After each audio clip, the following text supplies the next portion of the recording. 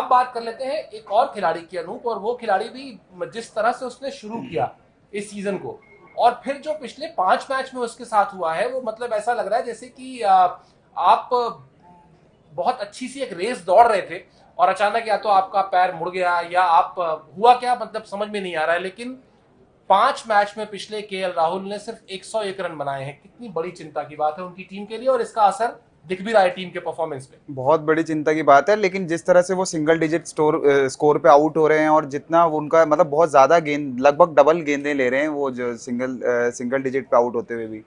कुल मिला के कल एक, जब आउट हुए और मैच के बाद उन्होंने एक बात कही कि हाँ हमारे ऊपर प्रेशर है। उन्होंने ये जो शब्द का इस्तेमाल किया ना, इससे पता चला कि केएल राहुल कितने प्रेशर में इस समय खेल रहे हैं। क्योंकि हमने यहाँ पे कई बार बैठ के चर्चा की है कि ये टीम केवल दो स्पेशलिस्ट जो बड़े बैट्समैन हैं इनके, वो सिर्फ केएल राहुल और क्विंटन डिकॉक हैं। नीचे आप दीपक हुडा अच्छे प्लेयर हैं, अच्छा खेल रहे हैं इस सीजन में।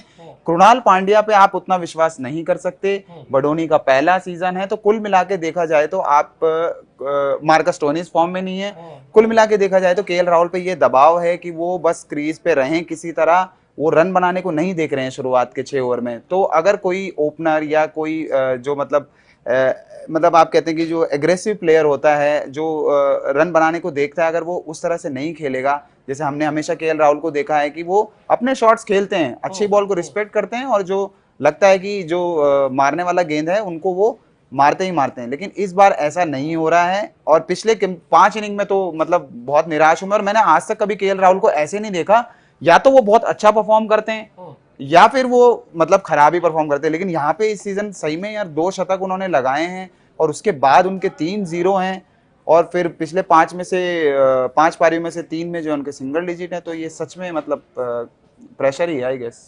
469 रन बनाए हैं केएल राहुल ने, और इन आंकड़ों को ध्यान से सुनिएगा तो आपको समझ में आएगा कि केएल राहुल को लेकर उनकी टीम या हम लोग यहाँ परेशान क्यों हैं।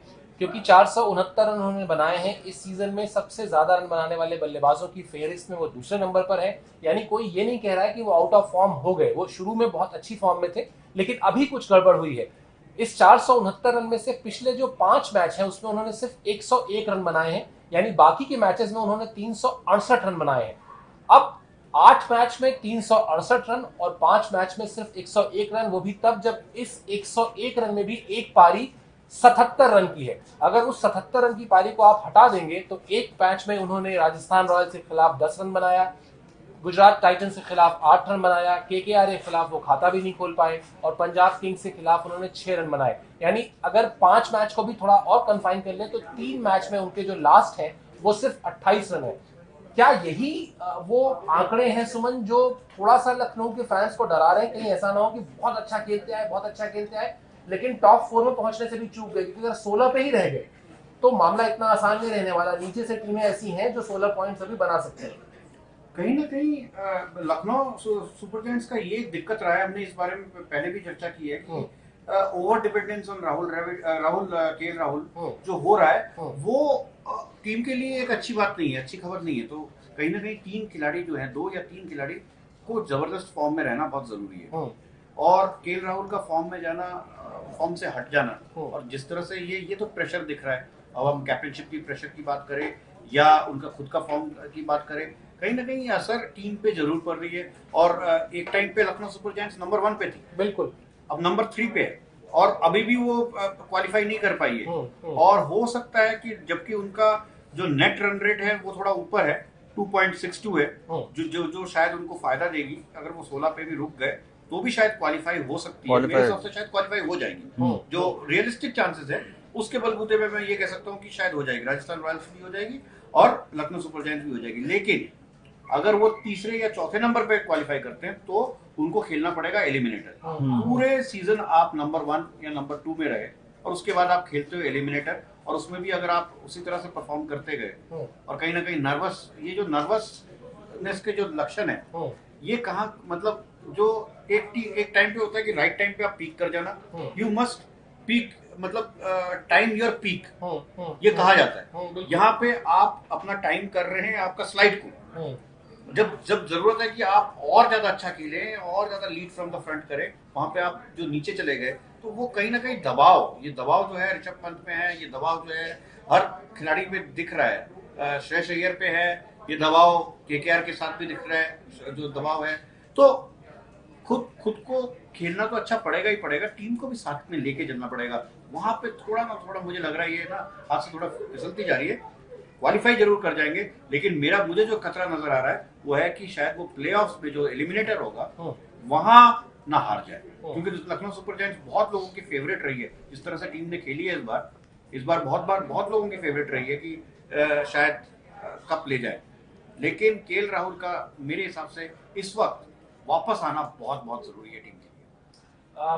अंकों का गणित भले ये पक्ष में खड़ा है लखनऊ सुपर जायंट्स की, क्योंकि उनका जो नेट रन रेट है वो है पॉजिटिव में है 0.262, लेकिन ये नहीं भूलना चाहिए कि दिल्ली के पास पूरा मौका है कि अभी 12 मैच उसने खेले हैं, 2 मैच उसके बाकी हैं, यानी वो 16 पॉइंट तक जा सकती है।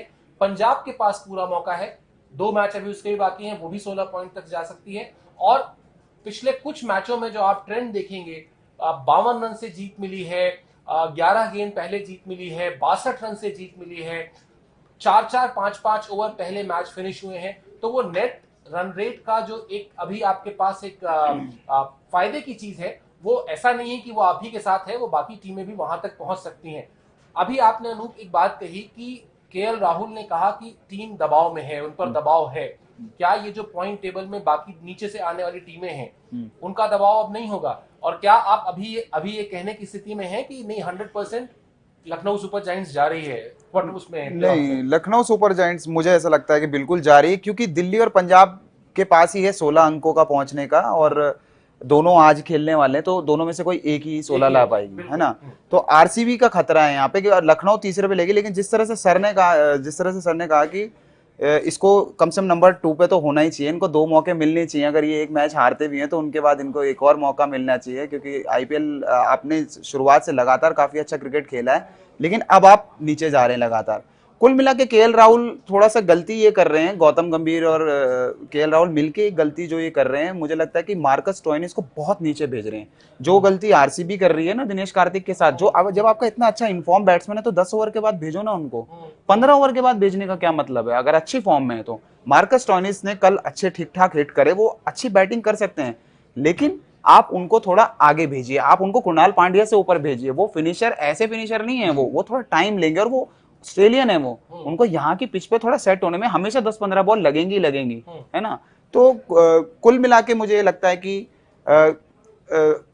लखनऊ सुपर जायंट्स थ्रू कर जाएगी, लेकिन अगर ये तीसरे और चौथे नंबर पे रहती है ये टीम तो सच में बहुत दुर्भाग्यपूर्ण होगा। ये क्रिकेट के खेल में एक टर्म होता है जिसको कहते हैं चोकर्स, और ये टर्म जो है अक्सर इस्तेमाल किया जाता था दक्षिण अफ्रीका की टीम के लिए, क्योंकि बड़े टूर्नामेंट्स में, मल्टी टीम टूर्नामेंट्स में खासतौर पर दक्षिण अफ्रीका की टीम लीग स्टेज में बहुत कमाल की परफॉर्मेंस करती थी। ऐसा लगता था कि अब की शायद जिंक्स टूटने वाला है, लेकिन अंत में आते आते जब नॉकआउट स्टेज होती थी तब वो वहां पर कोई ऐसी गलती करती थी कि टीम को एक बार फिर खाली हाथ ही लौटना पड़ता था। और तमाम क्रिकेट फैंस और वो क्रिकेट फैंस जिन्होंने इस बार जो 2 टीमें थी उन दोनों की परफॉर्मेंस को अप्रिशिएट किया है, इस बात से अलग कि वो इससे पहले किस टीम के फैन थे, उनके लिए जरूरी है कि लखनऊ की टीम अब उस प्रेशर से बाहर निकले। प्लेऑफ में जगह उसको मिलती दिखाई दे रही है, लेकिन उस जगह को मजबूत करे और उसके बाद कोशिश करे कि उसको एलिमिनेटर ना खेलना पड़े। तभी वो जो 2 टीमों ने पूरे सीजन में दबदबा दिखाया है उसका कोई मतलब है, वरना ये रिकॉर्ड्स कागज में बंद होकर रह जाएंगे, किसी को याद भी नहीं रहेगा। आज आईपीएल अड्डे में इतना ही। सुमन, अनूप और मेरी तरफ से आप सभी का धन्यवाद।